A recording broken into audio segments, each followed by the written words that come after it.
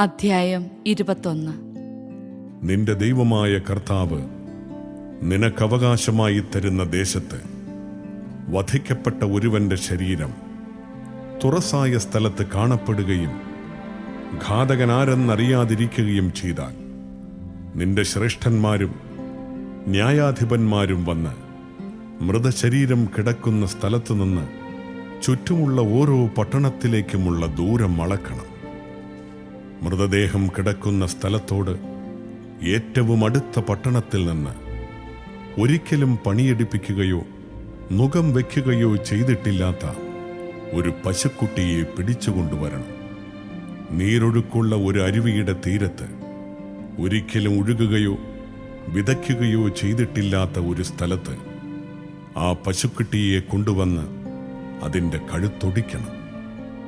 നിന്റെ ദൈവമായ കർത്താവ് തനിക്ക് ശുശ്രൂഷ ചെയ്യാനും തൻ്റെ നാമത്തിൽ ആശീർവദിക്കാനും തിരഞ്ഞെടുത്തിരിക്കുന്ന ലേവ്യ പുരോഹിതന്മാർ അടുത്തുവന്ന് തർക്കങ്ങൾക്കും അക്രമങ്ങൾക്കും തീർപ്പ് കൽപ്പിക്കട്ടെ. മൃതദേഹം കിടക്കുന്ന സ്ഥലത്തോട് ഏറ്റവും അടുത്തുള്ള നഗരത്തിലെ എല്ലാ ശ്രേഷ്ഠന്മാരും താഴ്വരയിൽ വന്ന് കഴുത്തൊടിച്ച പശുക്കിടാവിൻ്റെ മേൽ കൈ കഴുകണം. അനന്തരം ഇങ്ങനെ പറയട്ടെ: ഞങ്ങളുടെ കരങ്ങൾ ഈ രക്തം ചൊരിയുകയോ ഞങ്ങളുടെ കണ്ണുകൾ ഇത് കാണുകയോ ചെയ്തിട്ടില്ല. കർത്താവേ, അങ്ങ് വീണ്ടെടുത്ത അങ്ങയുടെ ജനമായ ഇസ്രായേലിനോട് ക്ഷമിച്ചാലും നിർദോഷന്റെ രക്തം ചിന്തിയെന്ന കുറ്റം അവരുടെ മേൽ ആരോപിക്കരുതേ. നിഷ്കളങ്ക രക്തം ചിന്തിയ കുറ്റം അവരോട് പൊറുക്കണമേ.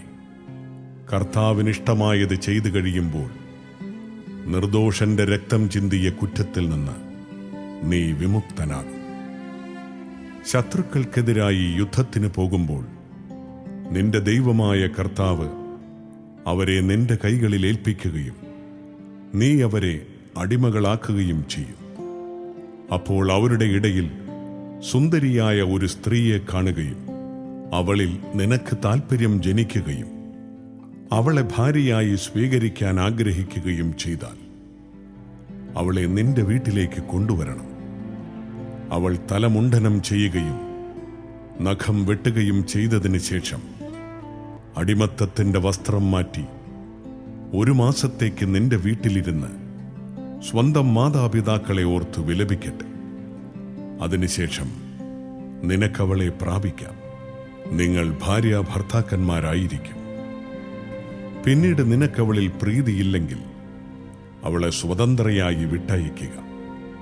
നീ അവളെ അപകൃഷ്ടയാക്കിയതിനാൽ ഒരിക്കലും അവളെ വിൽക്കുകയോ അടിമയായി പരിഗണിക്കുകയോ അരുത്.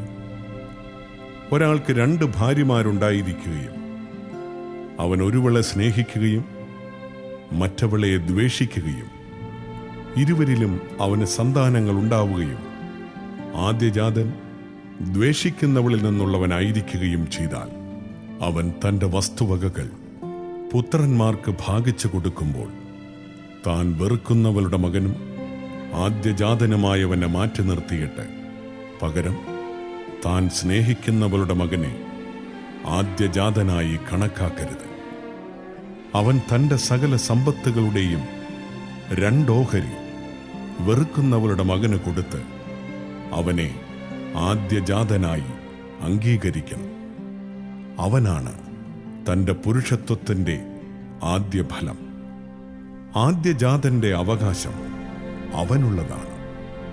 ഒരുവന് ദുർവാശിക്കാരനും ധിക്കാരിയും മാതാപിതാക്കന്മാരുടെ വാക്ക് കേൾക്കുകയോ ശിക്ഷിച്ചാൽ പോലും അവരെ അനുസരിക്കുകയോ ചെയ്യാത്തവനുമായ ഒരു മകനുണ്ടെന്നിരിക്കട്ടെ. മാതാപിതാക്കന്മാർ അവനെ പട്ടണവാതിൽക്കൽ ശ്രേഷ്ഠന്മാരുടെ അടുക്കൽ കൊണ്ടുചെന്ന് അവരോട് പറയണം: ഞങ്ങളുടെ ഈ മകൻ ദുർവാശിക്കാരനും ധിക്കാരിയുമാണ്. അവൻ ഞങ്ങളെ അനുസരിക്കുന്നില്ല. ഭോജനപ്രിയനും മദ്യപനുമാണ്. അപ്പോൾ പട്ടണവാസികൾ അവനെ കല്ലെറിഞ്ഞു കൊല്ലണം. അങ്ങനെ ആ തിന്മ നിങ്ങളുടെ ഇടയിൽ നിന്ന് നീക്കിക്കളയണം. ഇസ്രായേൽ മുഴുവൻ ഇത് കേട്ട് ഭയപ്പെടട്ടെ. ഒരുവൻ മരണശിക്ഷയ്ക്ക് അർഹമായ കുറ്റം ചെയ്യുകയും മരണത്തിന് വിധിക്കപ്പെടുകയും ചെയ്താൽ അവനെ നീ മരത്തിൽ തൂക്കുക. ശവം രാത്രി മുഴുവൻ മരത്തിൽ തൂങ്ങിക്കിടക്കരുത്. നിന്റെ ദൈവമായ കർത്താവ് നിനക്കവകാശമായി തരുന്ന സ്ഥലം അശുദ്ധമാകാതിരിക്കാൻ അന്ന് തന്നെ അത് മറവ് ചെയ്യണം. മരത്തിൽ തൂക്കപ്പെട്ടവൻ ദൈവത്താൽ ശപിക്കപ്പെട്ടവനാണ്.